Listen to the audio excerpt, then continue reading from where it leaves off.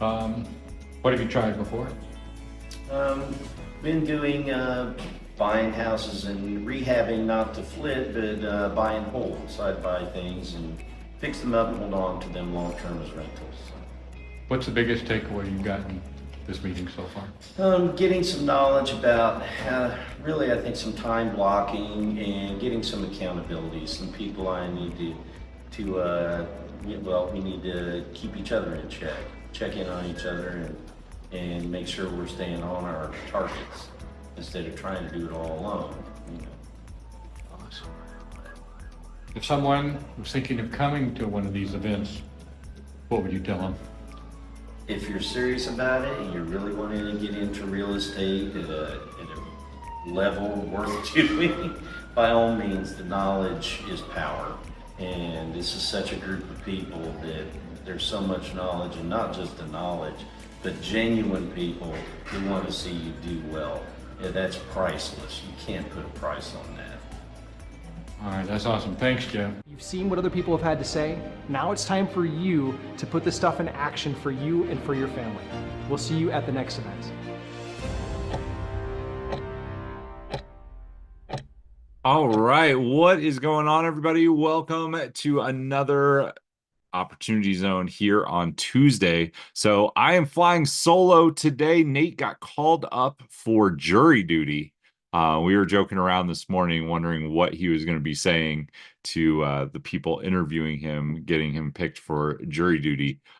So it will be me by myself. I am, as always, joined by Sue. She's on the call. We'll hear from her a little bit later. We got some other members of the team here as well. But we are jumping in. If you are new to our world, my name is Steve Warner. I am the Chief Investment Officer.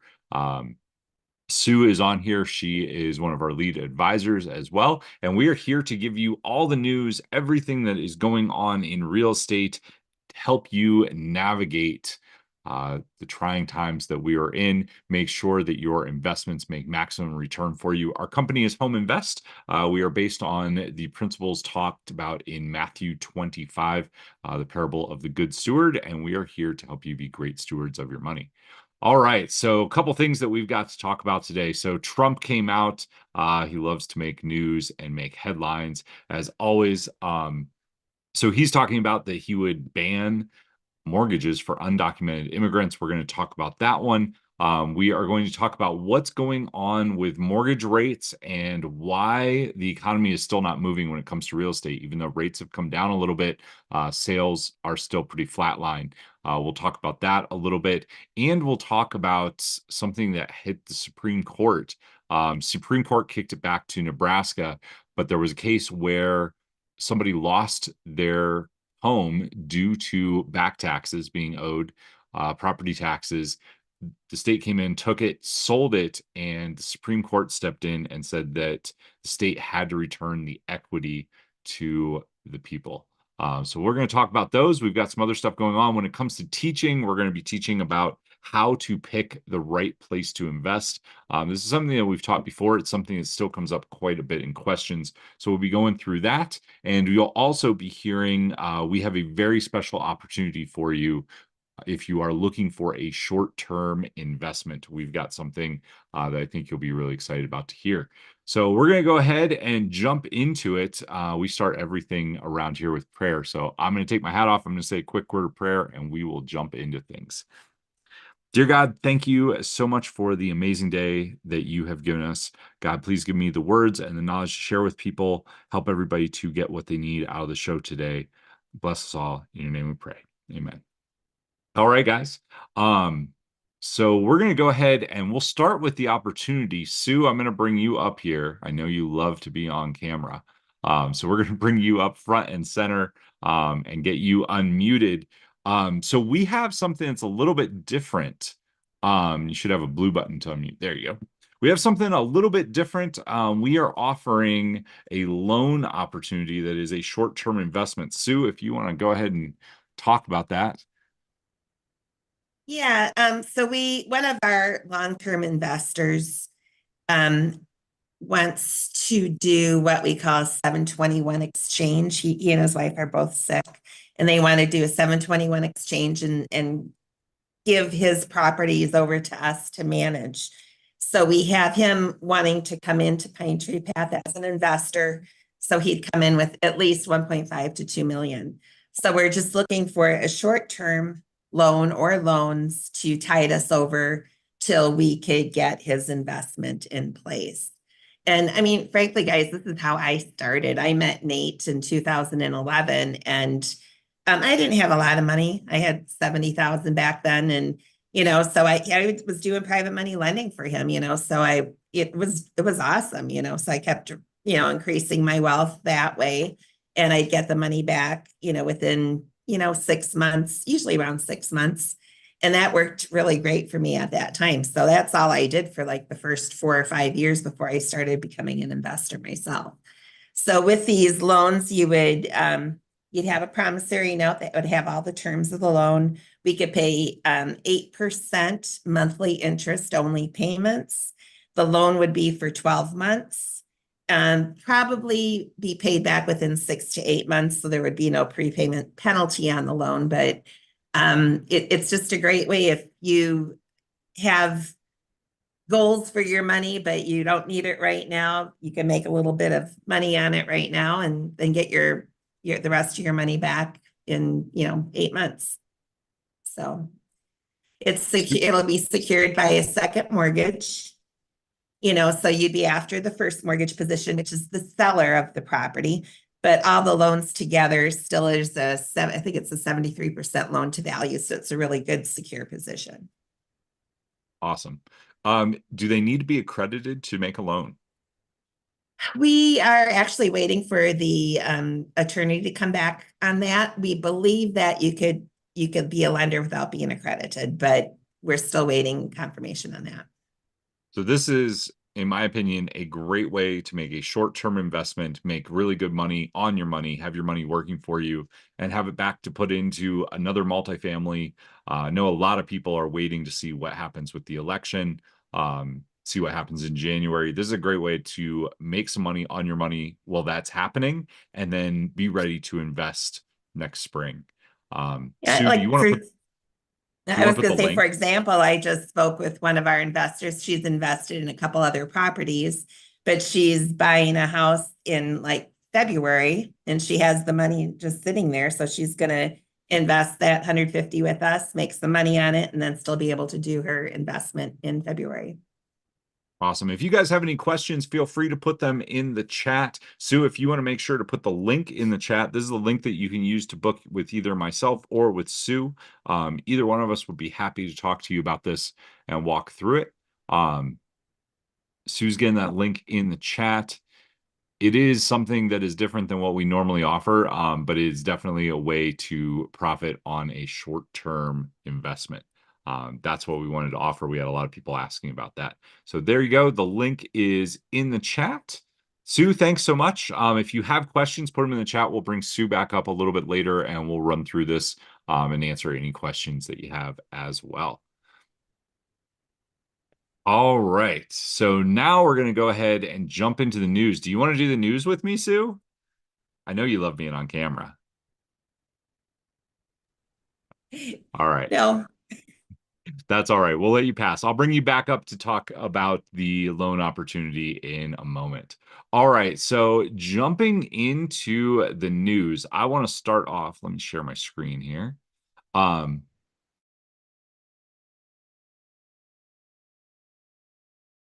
They are talking about what's going on. So right here in the middle of the screen, you can see Redfin reports that the median U.S. monthly housing payment has fallen to the lowest it has been since January, $25,000, due to declining mortgage rates. Despite this, pending home sales have dropped by 8.5% year over year. It's the largest decline in a year. I think this speaks to a couple different things that are going on. One, there's a lot of uncertainty in the market right now. Like, regardless of who you follow, your political views, there's a lot of turmoil going on in the political race, and that is causing people to pull back. There's also talk about the Fed is going to drop rates again. No one knows what's going on with the economy. Stocks and crypto are falling off a cliff. They've been going up and down, and everyone is saying that a crash is imminent. So people are kind of holding on. They're waiting to see what happens. And I think that's probably an all right play. Like you need to have certainty in order to make a decision. And I think what this article shows is there's a lot of uncertainty right now going on. It's pretty good article. I actually thought it was worth reading through and mentioning. The other stuff that it talks to, like we talked about with stocks, things are in turmoil right now. There's a lot of flux going on, and buyers are holding back. So how do you use this as an investor? If I was investing, I would go find some distressed property. There are people out there right now that need to sell. Either they've moved out of the property and they've moved into a different property, or they've rented somewhere because they need to cut costs and they've got a house sitting there. I had a conversation last week. I was home in Texas. I went back to visit Emily, my girlfriend, and we were having a conversation with one of her neighbors, listed his property 6 months ago. He hasn't had a showing in 3.5 months. He's dropped the price 4 times and nobody's biting on it. It's actually really well priced. He was outside mowing the yard and I went over just to talk to him. And he said, we would consider any reasonable offer right now. We're sick of making double payments. It's sitting here, it's vacant. I'm worried that something's going to happen. I'm sick of taking care of the yard. There are those properties out there right now. So he's actually coming up on the listing. Either he has to renew the listing with the agent or not. If I wanted to buy a property there, it would be a really easy place to step in and say, you know what, let's talk after your listing expires. He's going to sit there. He said that he's thinking about renting it. He's like, I don't want to be a landlord, but I don't know what else to do with the property. There are a lot of those properties. I see JW's got that. There's definitely more of that to come. I would agree. I think right now with the political stuff that's going on, though, you have a lot of people sitting on the sidelines and you have people that are anxious to sell. Anxiety is kind of high. So if you've seen a property that's been listed for a while, seen some price drops, it might be worth having a conversation with the seller. That's how I would use that. We're still seeing a lot of multifamily stuff come out of the woodwork as well. Multifamily kind of hit bottom and it's on its way up, but there is a lot of opportunity in multifamily as well. We had one of our private coaching clients, Jared. Jared just did what we taught, which is go out and have conversations with landlords. And he found 3 different landlords with 3 different properties. He's in the middle of purchasing right now. It's 8 different buildings for, I believe, 20 units total. Some are duplexes, some are triplexes, all on one street. And it's because the guy has had enough of being a landlord for a number of years and he's ready to move on. He's had them listed with different realtors and he hasn't been able to move it. And Jared found him just through picking up the phone and calling. So there's definitely a lot of opportunity out there. All right. Next one that I'm going to jump to is Trump. So you can always count on Trump to make news. So Trump came out and he said that he would ban mortgages for undocumented immigrants. I think in light of the stuff that we shared over the last couple of weeks, where California and Oregon have special bills that allow illegal immigrants to get loans at better rates than American citizens, I think Trump is taking the opposite stand to that. And I think this is actually good for the U.S. economy. If people are undocumented immigrants, they should not be buying here, in my opinion. And I think he's taking a stand on that. I think he's also playing the political game of taking the opposite side of everything that the Democrats do. So he's definitely making some news with this. If you guys have any thoughts on this, feel free to put them in the chat. I pretty much agree with it. I think that it's a pretty solid play. The question is, will he actually be able to follow through on it? I don't know. I'm pretty non-political. I don't know if he'll actually be able to follow through on it, though. That would be my big fear with it, but it definitely makes headlines. I'd love to hear your guys' thoughts. JW says, it sounds like me. I think it sounds like it's hard for me to make an argument as to why we would let an undocumented immigrant buy a house. That doesn't seem like a good practice. But talk to California and Oregon, they both believe that it should be happening. So the last piece of news that I got for you, this one's more of I would love your guys' thoughts on it. So this one, go ahead and pull this up.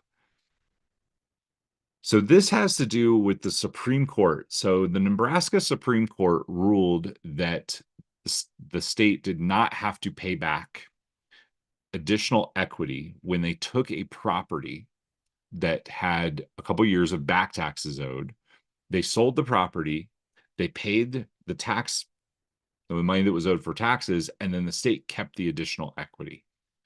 This went to the Nebraska Supreme Court. Nebraska Supreme Court ruled in favor of the state. It then went to the Supreme Court, and the Supreme Court unanimously voted that the state had to pay back. So it went back down to the state level, and Nebraska Supreme Court reversed its decision. I would be interested to hear what you guys think about this. I think that it is really interesting. You know, if you don't pay your property tax, the fact that they can come in and take your home makes sense to me. What gets done with the extra equity is an interesting one. I don't know. I feel like that is fair. If the state is going to take it and satisfy that, what happens with the extra equity? I feel like it should probably be returned to the owner. I would love to hear Nate's thoughts on this one. Unfortunately, he's not here with us because he is serving his civic duty in jury duty. But if you guys have thoughts on this, Sue, I know you have thoughts. When you come back up, I'm going to make sure to ask you about it. But if you guys have any thoughts, I know Ralph, you're on here. You're not zooming as normal today. I thought this was pretty interesting. I think that it honestly protects homeowners, which is a good thing. So those are the news articles that we have for you. There's a lot going on with stocks and crypto as well. I didn't pull those articles up, but I do want to talk about it a little bit. So if you're in crypto is going to be highly volatile. They are calling for probably a 20 to 25% drop on crypto in the next upcoming months. Stocks, there's a lot of red flags going off on stocks as well. And people are saying that we're going to see a 50% reduction. Now, I have a couple things on that. One, they say never try to time the market. I think that's probably fair advice. If I was to pull out right now, I would sit in cash. Warren Buffett is doing this. We talked about this last week. Warren Buffett is sitting more and more in cash. He's actually selling Apple, which is one of his favorite stocks. He's moving to a cash position because he believes that the market is going to correct. And what's he going to do? He's going to wait for it to drop 40%, maybe 50%, and then he's going to come in and buy. I don't think you can go wrong with mirroring that. I am not a financial advisor. That is what I'm doing. I don't have a lot in stocks. What I do have, I sold, and I'm sitting half in cash and half in gold and silver. I did this during the last downturn. So I bought silver when it was at about $17, and I ended up selling it at about $60. Gold and silver tend to do very well during recessions. If you're looking for someplace other than real estate to park some money, if you have stocks, I would recommend maybe pulling out and sitting in cash. Totally up to you. Sue says she has a lending opportunity for me. That's right.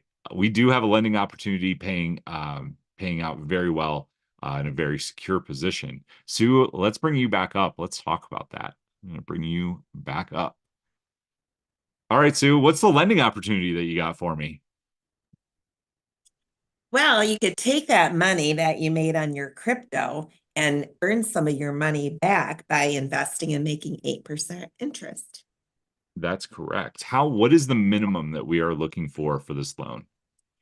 We'd like 100,000, but I've taken a couple at 50,000 who have previously worked with us. I like to diversify between projects myself, so like I'm diversified between 5 multifamily and then our machine shop syndication. So if somebody wants to come in with 50, I would take that.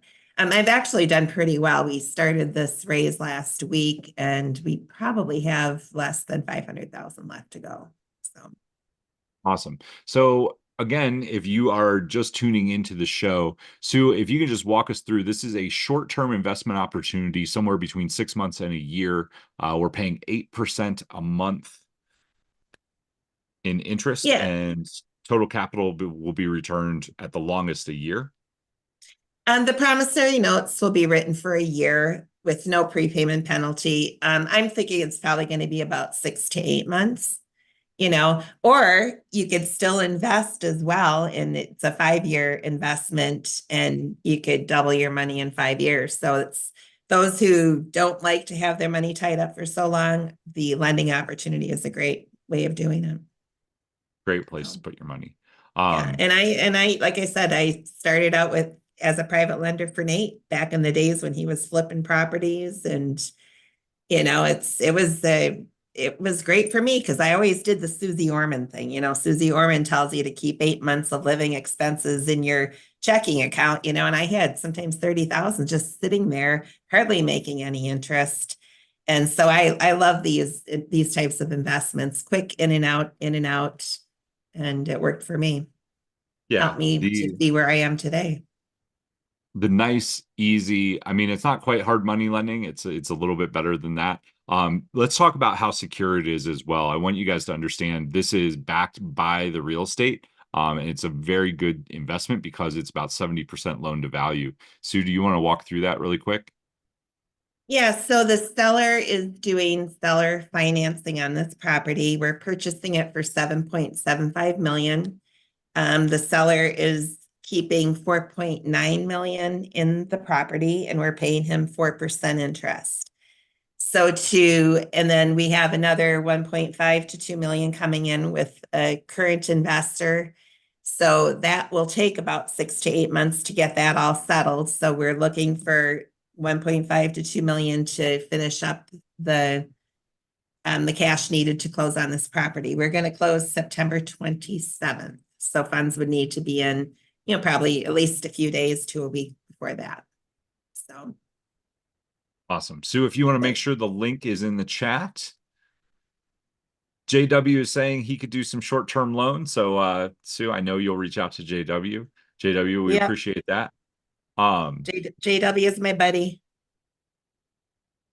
If anybody else has any questions about this, you can book a call with myself or with Sue. Either one of us would be happy to talk to you about it, or you can put the questions in the chat. We can talk about it there. Sue, what would make this, what's the biggest difference other than time frame between this loan and a straight up investment? Well, as an investment, you get, as an investor, you get, some additional benefits. We always do a cost segregation study on multifamilies because you could accelerate the depreciation of the property. So like last year I invested in our 166 unit in Lexington, Kentucky. I invested $100,000. My accelerated depreciation was $41,600. So that offsets my passive income for last year. I have that, Hartford, and another project. So my CPA has everything right now. I'm hoping that I won't have to pay anything at all for last year. So you get that accelerated depreciation. We've done a preliminary study. It should be 35 to 40% accelerated depreciation. We pay out return of capital, so you don't have any income to report during the holding period. So you just have losses, no income. Upon sale, you get the rest of your capital back, and it should be a two multiple. If you invest 100,000 in 5 years, you should get 200,000 back out. So it's a great project, and then perhaps we could 1031 at the end of that and just, kind of keep offsetting those taxes, which you'll have to pay eventually, but or you just keep saving. Well, if you do the infinite banking thing, you build up the portfolio and then you borrow against it and you won't ever have to pay taxes. Yeah, what happens if you die and you owe a lot of taxes, Sue? I don't know. I haven't died yet. That doesn't pass on down to your children? It's just free and clear. Just resets to zero. Wow. Okay. Which is, I mean, that's why you want to keep rolling it over and rolling it over and rolling it over and then borrowing against it. When you borrow against it, you don't have to pay any taxes on it because it's not income. Right. That's so that's the difference between an investor. It's, your money's tied up for maybe 5 years, but you'll double it and you'll have some massive tax write-offs. Or as a lender, which I love it. I love doing private money lending. I've helped people a lot when they want to purchase a house that has to be bought in cash.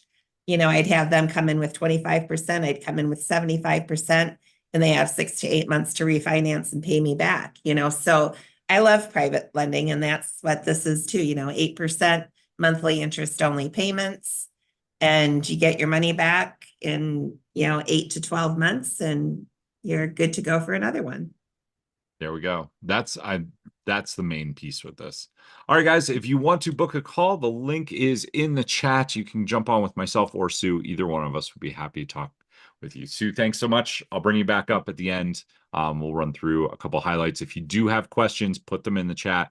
We'll make sure to address them for you.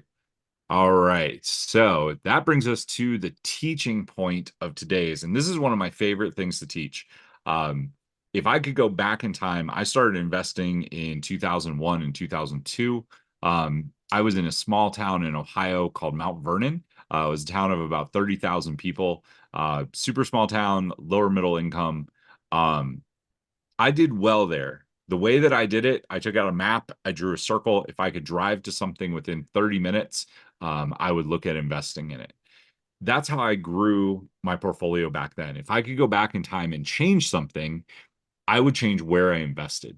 And this is something that is open to everybody right now. So whether you are an active investor who is out buying single family duplexes, triplexes, and 4 units, even small multifamily, or if you're investing passively, there are a couple things that you want to look at when you're investing. I'm going to give you 3 main things and 1 bonus. So the first one is pick a landlord-friendly state. I can't overstate this one enough. I live right now, I'm in Lake Tahoe. If you guys know where Tahoe is, it is the northwest corner of Nevada or the northeast corner of California. I'm about 100 yards from the California border.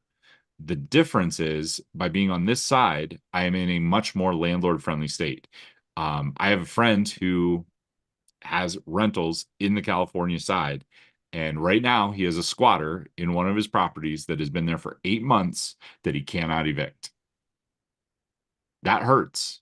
Now, luckily he's in a position where he's doing all right. He's got other properties that are making money for him, and he doesn't owe a ton on that property. So his mortgage isn't exorbitant, but he's still having to make up the difference, and he's working on getting that guy out. It's going to take him over a year to get him out. That's the difference between a landlord-friendly state where you can evict within 30 days, get your property back and start making money again, versus a tenant-friendly state. So first off, pick a landlord-friendly state. You can Google this. There are about 14 states that will come up. Landlord-friendly is an important one. So I always start with that. The next thing that you want to look at is rent to income ratio. So rent to income ratio means that people's income matches what their rent should be. So you guys, I know you heard Sue mention Susie Orman. I know you guys have heard of, who's the guy I'm thinking of? Oh my goodness. Sue, help me out. Who's the other financial advisor, Financial Peace Revisited? I can't remember his name.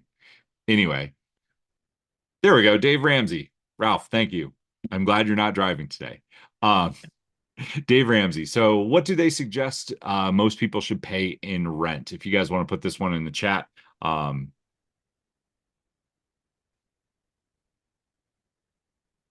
Anyone want to guess what you should pay in rent?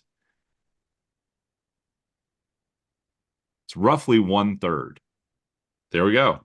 Ralph, you are on it. So roughly 30 to 35% is what most financial experts recommend that you should be paying in rent. So let's look at California really quick. I'm just going to pick on California all day today, even though I do love the weather there. San Francisco, the average 3-bed, 2-bath rents for about $5,000 a month. The average income there is about $80,000, $70,000 to $80,000. People are spending 80% of their income on rent. Now, this is why a lot of people there have roommates, but they're still spending upwards of 40 to 45% to share a place. Now, what happens if they have to move out, if they lose their job, if anything bad happens, they don't have, it's not easy for them to make up that rent. It's also not easy to borrow that because people don't have the money. Now you look at Kentucky, where we are at. If you look at Lexington or Louisville, that's where Pine Tree Path is. The rent to income ratio is right in that 25 to 30% ratio. This one means that you're going to have an easier time finding great tenants. Two, if the tenants do have a problem, it's much easier for them to either find the money, borrow the money, or have that amount saved because it's a much lower percentage of their overall income. So the second thing that we look for is rent to income ratio. The third one that we look at is job growth. So this is something that you want to aim for the middle ground. If you see very low job growth or declining job growth, that probably means you don't want to invest there or you don't want to get into a syndication that's there because jobs are moving away from the area. That means you're going to have higher vacancy rates and eventually like your rents are going to go down. If you look for job growth, you want to be careful that you don't have a huge hockey stick. So this is what we saw in Austin. If you look in Austin from about 2017-18 through last year, we saw a huge hockey stick. There was a lot of building going on downtown. There were a lot of luxury apartments. Everybody was scooping stuff up and turning it into rentals until about a year to 16 months ago. Then we saw it fall off a cliff. You now see a huge amount of vacancies downtown in the luxury apartments. You see a lot of vacancies in the stuff that's out because people are moving away from Austin. Some of the big tech companies pulled out. Job growth fell off a cliff. This is why you don't want like crazy job growth. You want in the middle, somewhere around 1 to 1.5%. So that is number 3. And our bonus one that I'll give you is that you want states that run surplus budgets. So this one's a little bit harder to find, and that's why we put it as a bonus. Kentucky does this, which is one of the reasons that we love it. Why is this important? Because if the state is running a surplus budget, they are not going to be raising taxes on like property taxes. If you look what happened in Texas, Texas was doing really well. Everybody wanted to invest there. Well, then they gave out a bunch of COVID money. They had to figure out a way to get that money back in. What did they do? They went and they raised property taxes. This caused a lot of performing assets to now become break even or negative cash flow. You don't want to be stuck in that situation. So look for states that are running surplus budgets because they are not going to come after your tax money. So there you have it. Those are the things that we use when we are looking for investments. Those are the things that I started doing post 2005, 2006. I started looking for better investment opportunities, and those are the guidelines that we use. If you guys have any questions on that, you can feel free to put them in the chat. Sue, I'm going to bring you back up to talk a little bit about Pine Tree Path. I know it's your favorite thing. If we want to talk go ahead. I just got a lender for 50, so. Sweet. There you go. We have got people coming in to lend money, which is great. Again, this is a short-term program. You should have your money back. We guarantee that you'll have it back within a year, but you should have it back even faster than that while earning 8%. Do you want to talk about Pine Tree Path just a little bit? Because it falls in line with all of the things that we talk about when we pick a good investment. Yeah, Kentucky is actually #1 on apartments.com for a state where rents are still increasing. And we really love the Lexington, Georgetown area. There's actually limited multifamily properties, you know, so that a lot of them are like 100% occupied. It's surrounded by green horse pasture, multi-million-dollar ranches, you know, so there's just not a lot of room to keep building. So it's a really great market. And like you said, Kentucky is, the state is run really, really well. And it's the 3rd friendliest business market. A lot of people call it a flyover state, but it's just a really great state. Our opportunity is a 72-unit multifamily property. There are 9 brick buildings. Each building has 8 units. they were built in 2002, so it's a newer building, which I really like, and it's already separately metered, so tenants are already paying their own utilities. So we are looking for either investors or lenders. We have money coming in. It's just going to be 6 to 8 months. So we have this lending opportunity, which we don't have a lot of lending opportunities, but you could come in for a short-term loan. We'll pay 8% monthly interest only payments. And we should have you paid off before the end of the year, probably 6 to 8 months. And, or you could become an investor, invest your money for about 5 years and double your investment. Awesome. Sue, if you want to make sure the link is in the chat, you can click the link that is in the chat to book a call with myself or with Sue. We'll be happy to walk you through whether you want to invest or whether you would like to lend us money. The two big differences: if you lend, it is a short-term lending opportunity. We'll have the money back to you within a year, and you'll make interest only at 8% in the meantime. Investing, you are going to get a whole bunch more benefits. You're going to double your money. Our goal is to have you double your money within 5 years. You're also going to have the tax benefits, but it's going to tie up your money for a little bit longer. But like Sue said, if you just have money sitting in your account, maybe you're waiting to buy a house, or maybe you're waiting until the market changes, this is a short-term investment that will give you some interest while we're waiting. Thanks, Sue. If you guys have any questions. Everybody's so quiet today. There's no questions. We got JW. JW never lets us down. He's always being active in the chat. And Ralph, I appreciate you as well. All right, guys. That is going to do it for this episode. Nate is in jury duty, so he will be back with us hopefully next week, unless he is on some crazy jury, which in that case, I'm sure. He's still texting me. So he's in a room where they're waiting, and he doesn't even know if they're going to interview him yet. So he's just been sitting in this room all day. Oh man, waiting. I bet he is going nuts. Well, at least they still have their phone, but he says if he gets interviewed, then they have to put their phone aside and they have to go into the room. Oh, yeah. JW had jury duty yesterday. Wow. Oh man. Jury duty. Did they choose you?